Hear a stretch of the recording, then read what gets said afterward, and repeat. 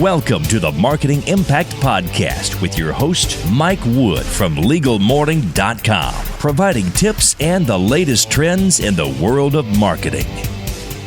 And welcome back to the Marketing Impact Podcast. I'm your host, Mike Wood from Legalmorning.com, and today we're going to be talking about brand ambassadors, more specifically employee ambassadors. Now, having ambassadors for your business is very important. You see it all the time. People are more likely to purchase products or services on the recommendation of a friend, family member, more importantly, someone who works at the company. Now, ambassadors are seen all the time.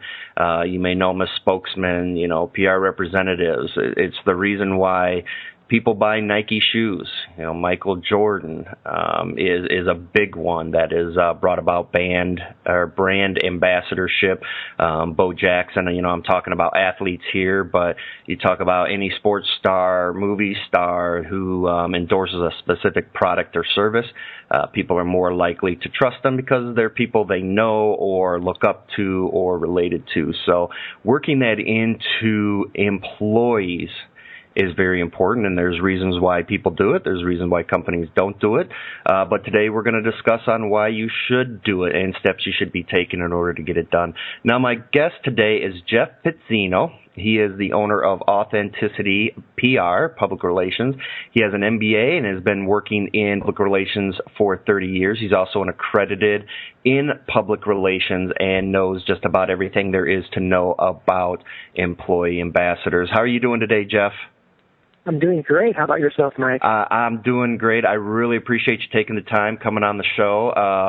When I wanted to do this podcast, I was looking up for somebody to actually give some good advice to listeners, and I got to say you popped up in just about every search I was looking for, so I'm glad to have you on today. That's awesome to hear. It's a topic I'm very passionate about. Okay, well, let's get into brand ambassadorship now, and more specifically, obviously, the employee ambassadors. What are employee ambassadors, and why are they important to have? Employee ambassador is one who really believes in the company. They bought into the mission and vision of the company. They love it. They love being at the company. They love the corporate culture, and they're just happy to talk about the company wherever or whenever they have a chance to. Yeah, exactly. And I said it in the intro here, but when you're sitting around at Thanksgiving and someone sees something that you have, hey, nice car. Yeah, I like it. I bought it at this dealership. That is a big endorsement. It's a better endorsement than being on television or an ad on the side of the road. People that you know and trust, if they know and trust a brand, you're likely to get more business just from that referral alone more than anything else. Is that correct?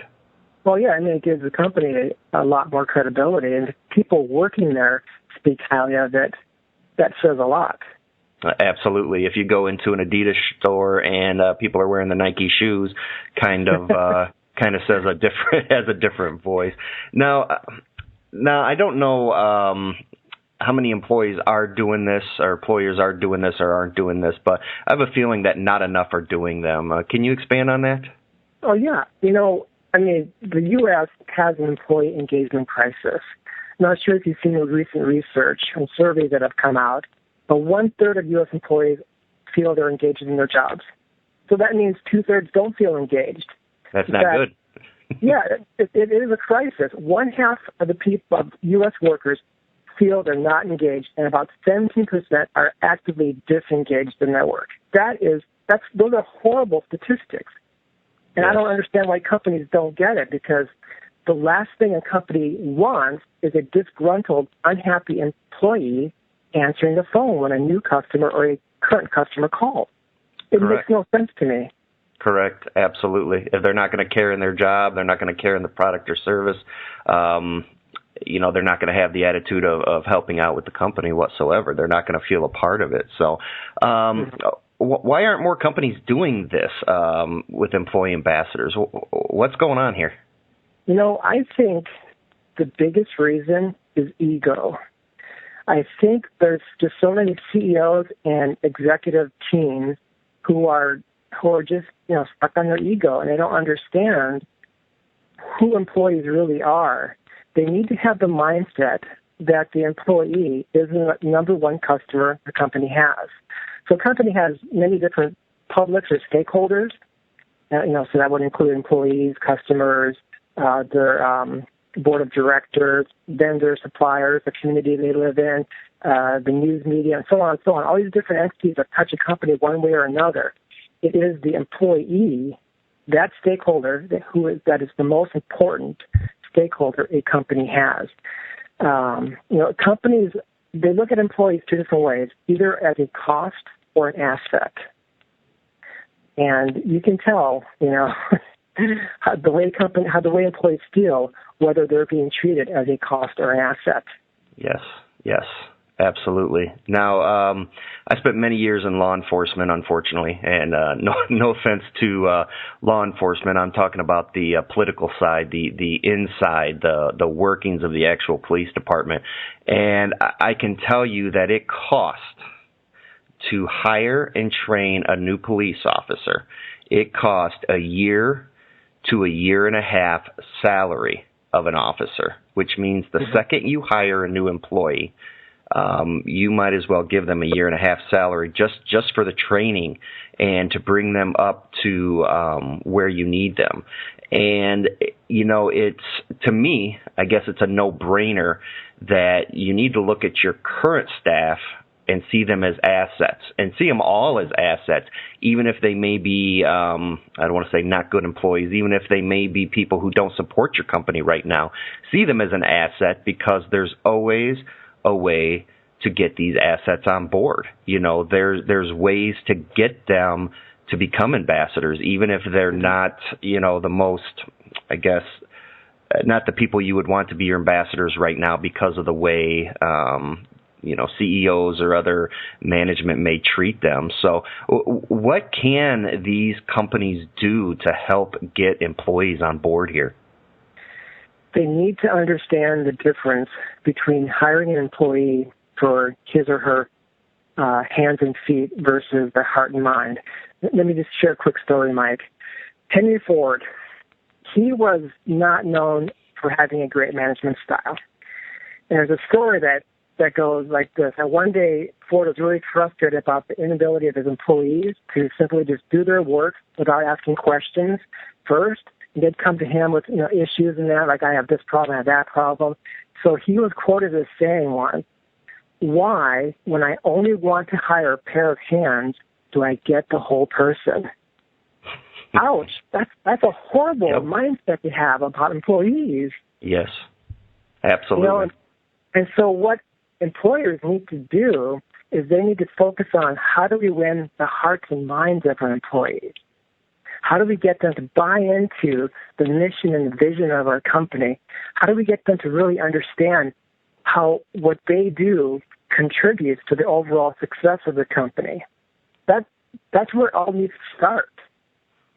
Exactly. And Henry Ford lost two good employees, the Dodge brothers, who went off and started their own company, and probably could have done a lot more good at Ford than they did making Dodge. But it happens. So I see one thing is I see a lot of employers right now scared to implement any type of employee ambassador program because they're scared that employees are going to talk bad about them. And again, that comes around to what you said, recognition. They need to recognize the employees as being a major part of that company, a strong asset, not just a product, not just a piece of hands, or not just hands. They're getting the whole body here, and they need to recognize that. I'll give you an example, and I hate, and anyone who's listened to these podcasts or know me, I hate the term millennial because you're classifying a whole group of people into one category. But look at the millennial generation right now. They are unbelievable with their reach. They know tech. They know travel. They can get your message from one end of the world to the other quicker than you can with any PPC campaign or Google AdWords, anything. They can get your message out very broadly. So it's something that companies need to do. When you read these, I always roll my eyes when I see the articles that say it's time to embrace millennial employees. I don't think it's embrace. I think it's time to use. Tap into their assets, what they can do and they can't do. And with that, it really takes an employer understanding all the different various generations that you have working for you. Mm-hmm. Yeah, Mike, it comes down to having the attitude of a very caring leadership instead of an ego-driven leadership. The other term is servant leadership. If companies would embrace the principles of servant leadership, they would just, greatly benefit from that. They would have happier employees. I mean, there's a number of benefits that come from having a very strong corporate culture that's a very, caring, nurturing environment for their employees to work in. And there's a number of repercussions that happen when, not caring for employees. Like you mentioned the one about, when you lose employees and you have that great cost of retraining someone new. So, ultimately, caring for employees will make companies more profitable. Why wouldn't they do it? Exactly. I mean, it's it is they are part of the company.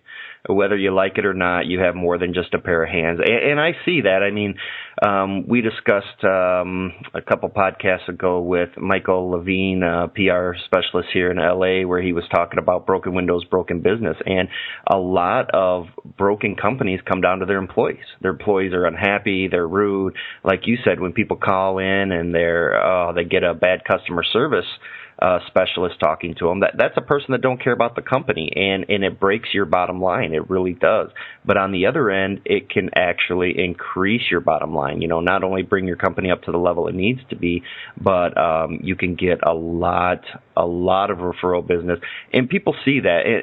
And I want to hear some of your examples here. I'll give you my example from years ago, and it's still true today, and that's going to be Chick-fil-A. Now, I'm not going to argue any of the outside work at Chick-fil-A because we could be here all day and argue, but inside the company, I had a distant relative, and I mean distant relative. We're talking about my uncle's cousin's aunt, third generation removed.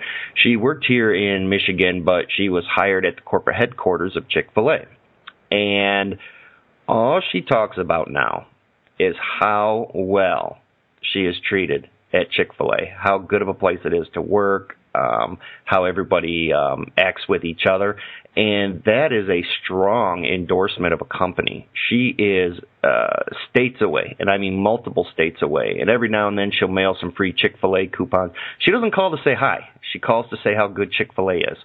So when you have an employee that is that open and wants to talk about the company, you don't have to ask them, how's your job? And they roll their eyes and go, oh, God, let me tell you about my boss, Mike Wood.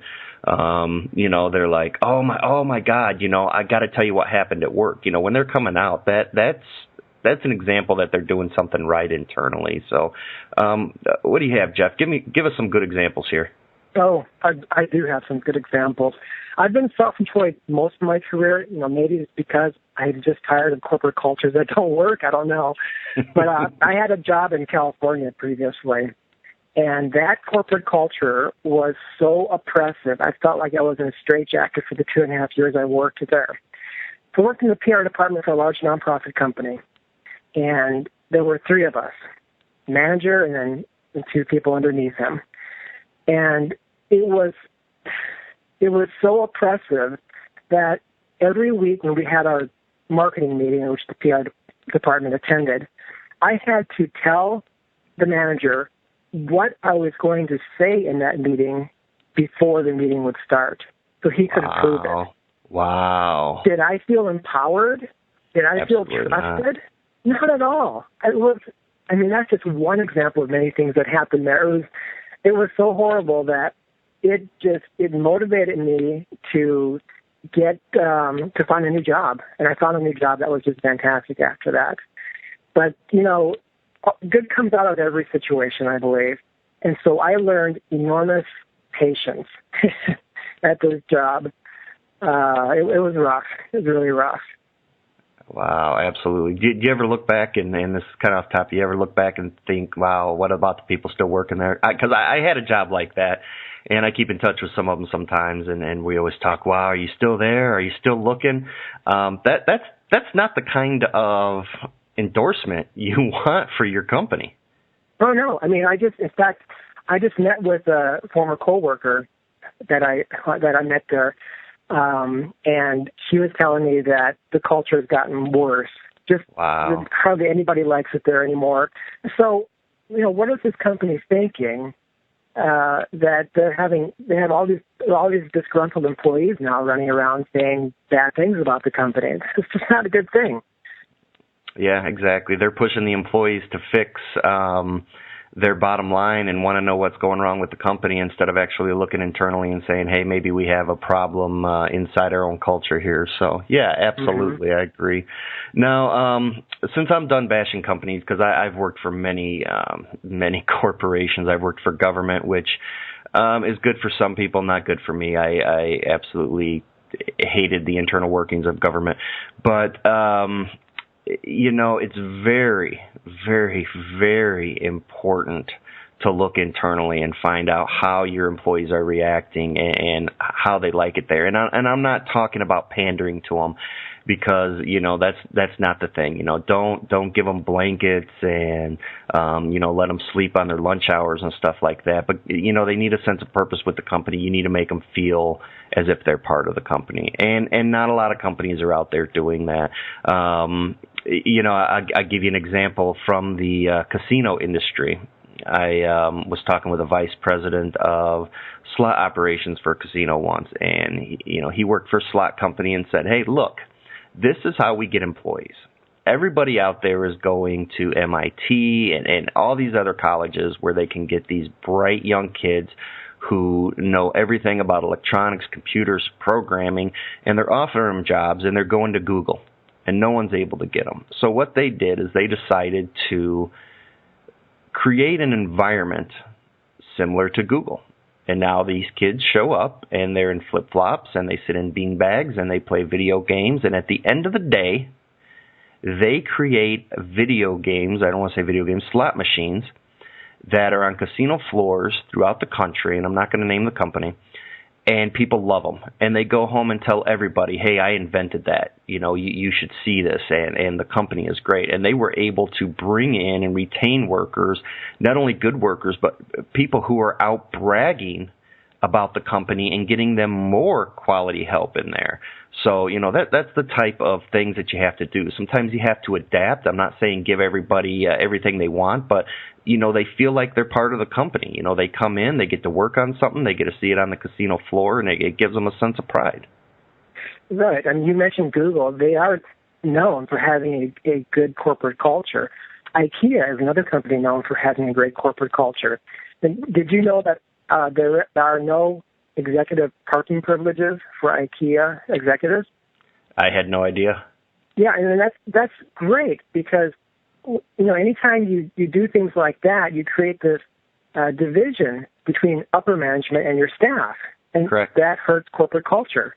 Yes. So, when I heard about that, I thought that was just fantastic. Southwest Airlines, of course, they're a great case study in corporate culture. Herb Kelleher said that culture is one of the most precious things the company has, so you must work harder on it than anything else. So he totally got it from day one. And I think Southwest may have been the company that coined the phrase that the number one customer is the employee. Yes. And I'm glad you brought up Southwest. Southwest is a great airline, love them or not. People love working there. I love flying them because I always get the little song at the end. But, yes. you can tell that people working there enjoy their job. They really do. And it doesn't appear to be any type of favoritism. Of course, they don't let the people at the ticket counters fly the planes or vice versa. But, you can still tell everyone from the ticket counter to the pilots enjoy what they're doing. So, yeah. Well, I read a story about when people go in for job interviews. I don't know if they do this every single time, but they give them a picture to color, and that those people who color outside the lines generally will be hired first. Wow. All right, Jeff. Well, as with all podcasts, I give my guests the last word, so you have 1 minute to say anything you want.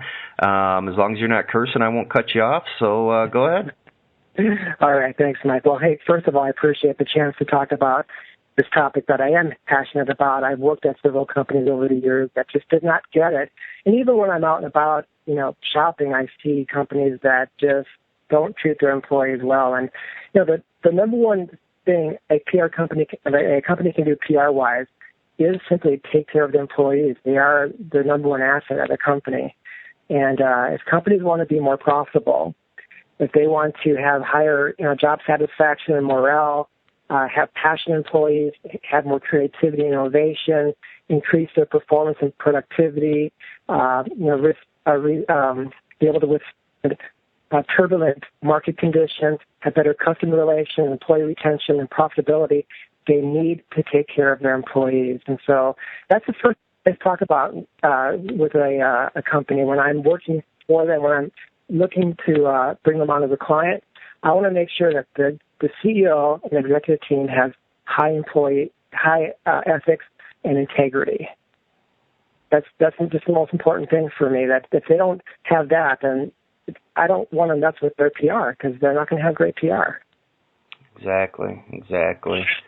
Well, I hate to go past the last word, but I will say this for everybody out there listening: to make your employees happy, it is not always about money. And let me reiterate, it is not always about money. If employees are complaining about money may be a small percentage of it, but it's not always about money. So, Jeff, again, I really appreciate you coming on. Hope to have you back. Would you like to come back on? I would love to. Yeah, I've really enjoyed this. Yeah, absolutely. We'd love to have you back on here. What I'm going to do, too, is for everybody listening, as always, you'll be able to go to Legalmorning.com, click on the podcast tab, and get all the information for this episode. I'll also have a link to Authenticity PR for Jeff Pizzino, and you'll be able to contact him if you need anything. Also, as always, you can send me an email and say, hey, who was the guy talking about employee ambassadors? We want to get something hooked up, and I'll gladly forward your information on to him. So until next time, thank you for listening to Marketing Impact. This is Mike Wood from Legalmorning.com. Thanks for listening to the Marketing Impact Podcast. For a copy of the information from this podcast, please go to Legalmorning.com and click the podcast tab. Until next time.